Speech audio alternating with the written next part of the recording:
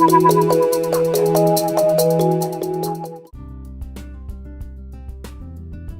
whole life has actually been in keeping with the theme of your conference, where I found myself being fascinated by things in the world, and I got this training when I was growing up, when I was young, to be a singer, dancer, actor, and go to New York to be a musical theater person.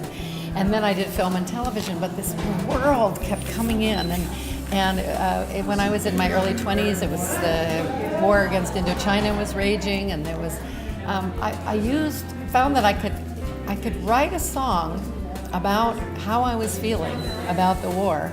And at first I didn't think that I should do that, because I didn't think of myself as a songwriter. But I went on this tour where I was working with soldiers, Vietnam veterans against the war, as well as soldiers who were working against the war from within the military. And there were a lot of songwriters like Country Joe McDonald or Phil Oakes or people like that who were writing songs about the war, but I realized they were from a man's point of view. And so I didn't have any self-permission really to become a songwriter. It's just that I got frustrated about the lyrics not feeling quite right coming out of my mouth.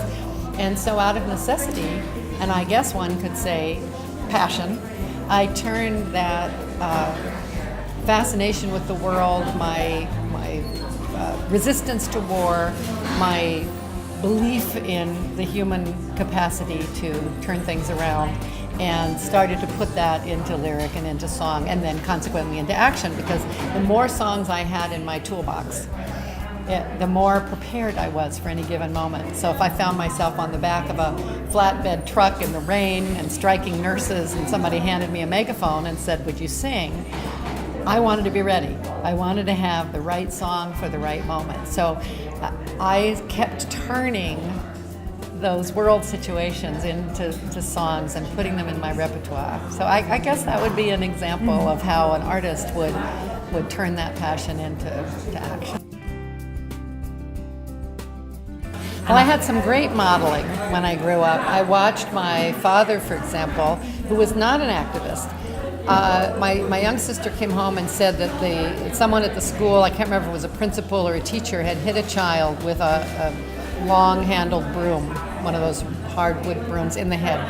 And my father got so angry because he didn't believe that children should be hit. And so he went down, he got on the school board, and stayed on the school board long enough to end corporal punishment.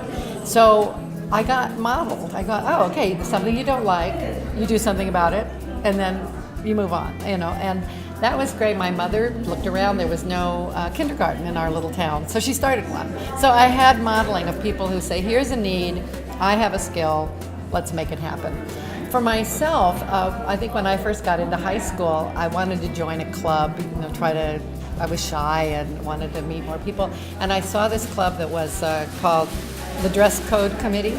And I, having grown up on a farm, didn't have much fashion sense, so I thought, well, I'll join the Dress Code Committee. But when I got on, I found out it wasn't about fashion. It was to try to get the school to allow girls to wear pants to school, and for boys to not have to cut their hair above their ear line. This was 1964, I started high school. And so for 4 years, between 64 and when I graduated in 67, we worked to try to get the dress code changed. It was a kind of political activism that I think continues to be really important to young people, like how you look, whether it's tattoos and piercings or hair or clothes or whatever. You're beginning to pull yourself out of the nest and have your own identity. So it was very important to us. And I learned long-term struggle because it was not easy. We did not get it right away. I think it was 4 years, and finally my senior year, we had a victory. We could wear pants to school on Friday if there was a football game. So that was like the great victory. But you look back at that and you say, well, that's kind of a silly thing, but actually it was a training ground, a really important training ground. And the time after that was at UCLA, I saw a philosophy professor protesting the war with a sign, and I felt embarrassed for him. I remember thinking he was standing up there and people would walk by and spit on him and tear his sign up and say terrible things and, love it or leave it.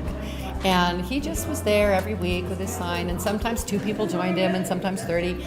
But I I sat back eating my lunch on the lawn and was kind of critical. I was opposed to the war, but I just was embarrassed on his behalf. And finally I said, what is this? Why are you being like that? And I realized that I was feeling scared to put my opinion out there, that there was nothing wrong with what he was doing, and that he actually was being influential because it was influencing me. I was being affected by it. So I got a piece of paper and I wrote out and I went and stood in the silent vigil with him. My heart was pounding, I just hadn't done demonstrations or protests like that. And I tell these stories because I think by the time you're 63 like I am, and I've been in war zones and I've been in social change movements all my life, and it's hard for people to imagine there was a time when I was afraid of standing in a simple silent protest. But we all begin somewhere. I had to learn how to be brave, and those were important moments. Because once you do it, stand there with the sign, oh my God, I didn't die. I'm here to tell the tale. So. Well, when I was a child, I listened to a lot of musical theater. I listened to Rodgers and Hammerstein, and there was that song, "You've got to be taught to be afraid." It was from South Pacific, and it really was about how you have to be taught racism. You're not born that way. And that was a really wonderful song for me when I was growing up, realizing, this people who, because I had a friend who'd come up from the South, moved into our little town, and she became a friend, and she came from such deep South, Southern, racist upbringing, and I couldn't understand why somebody so sweet and charming as her had those kind of feelings. And she was saying things that just horrified me, like comparing a whole race of people to an animal or something, and I just thought, where did that come from? And that song, "You've Got to Be Taught," helped me understand her and realize I was taught humanity, equality, justice. She was taught a very different way of looking at the world. And I came to feel so grateful that I had an opportunity to grow up with compassion, and she had a chance to grow up narrow-minded. Now, fortunately, and I'll take some credit for this, being around people like myself and other people in our town, she started to change. And by the time I met her at the 10-year reunion of my high school, she was a completely changed person. But it was that song, "You've Got to Be Taught," has lingered with me for a long time. I also love the Marvin Gaye song, "What's Going On?" That I sometimes will play in the car just to help me remember that generation after generation has had really complex things put before us. And how do we just keep the spirit to keep going? And I just want to say to your audience that activism isn't just chaining yourself to the fence of the White House. It is the little ways in which we treat one another, the way we talk to our children and our loved ones, whether we decide to throw litter out the window or wait and put it in a trash can, whether we don't drive everywhere and we try to realize we can't keep using oil and gas. Whatever it is, do we do Meals on Wheels, taking care of someone who can't get out? There's all kinds of ways in which we can participate in society. And I heard a statistic that some really high, 80-90% of people volunteer for something. It's inherent in the spirit to extend ourselves. And when you add fear, I feel like right now in this election year too, you see so much fear that triggers hate. Hate of gay people, or hate of people of color, or hate of homelessness, or hate of, and it all comes out of this narrow-minded, fear-based place, like the friend I was telling you from the South. But we are capable of change, and we just have to hold on to that idea that human beings can actually rise up to our best self. And here we are on this precious little planet, spinning through space at an unimaginable rate of speed, and this is our home. Alice Walker talks about activism is how we pay rent for the right to be here. So I really hope that you'll look inside your own heart and say, well, maybe I can't do something big like run for Congress, or maybe I can, but I can do little things, and those little things accumulate, and each one of those little acts makes us braver and stronger and wiser.